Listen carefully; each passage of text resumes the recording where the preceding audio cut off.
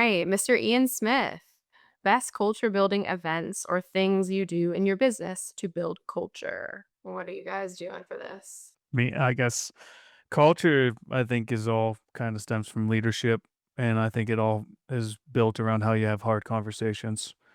If you come to the table with like the mindset, like, I only am telling you to be better because I care about you, that's what a real brotherhood is about, then I think it goes over pretty easily.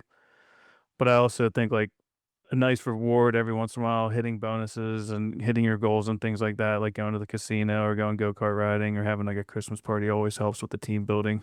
But I think as long as you're having your hard conversations with grace, culture kind of stays up.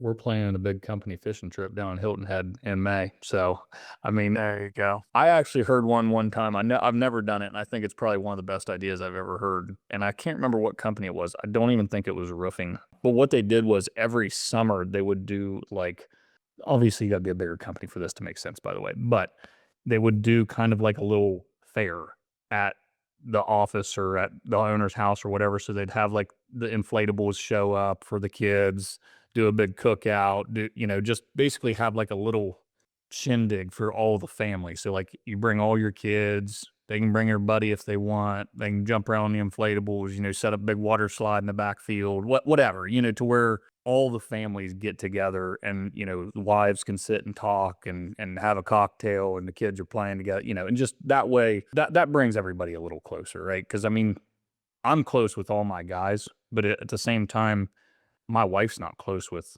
their wives. Something like that kind of brings that in a little bit further. And at the end of the day, employment, career, that's all a family decision at the end of the day. It's not just the employee's decision. If the wife says, "Man, you're driving too far to go to work, you're working too many hours, you ain't making," all these things, then she might say that, but she might say that a lot less if she's got great relationships inside of that company you're working for.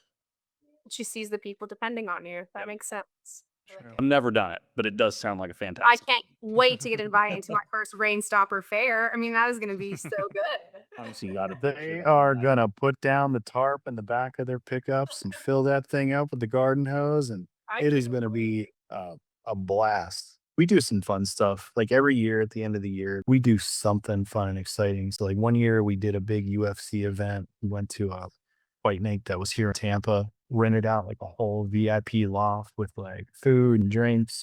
It was awesome. We did Dave Chappelle show. We did a Shane Gillis comedy show. Like anything that we can kind of do to like not only just get the actual employees involved, but actually get their wives out and stuff with them too. This last weekend, we hosted a gala, Friends of Strays in St. Petersburg. It's an animal shelter that rescues pets from the euthanasia list, gets them placed with people that want to take on a pet and save them from not being around anymore. I mean, it got the employees out. We all got to get dressed up, which I absolutely hate, by the way.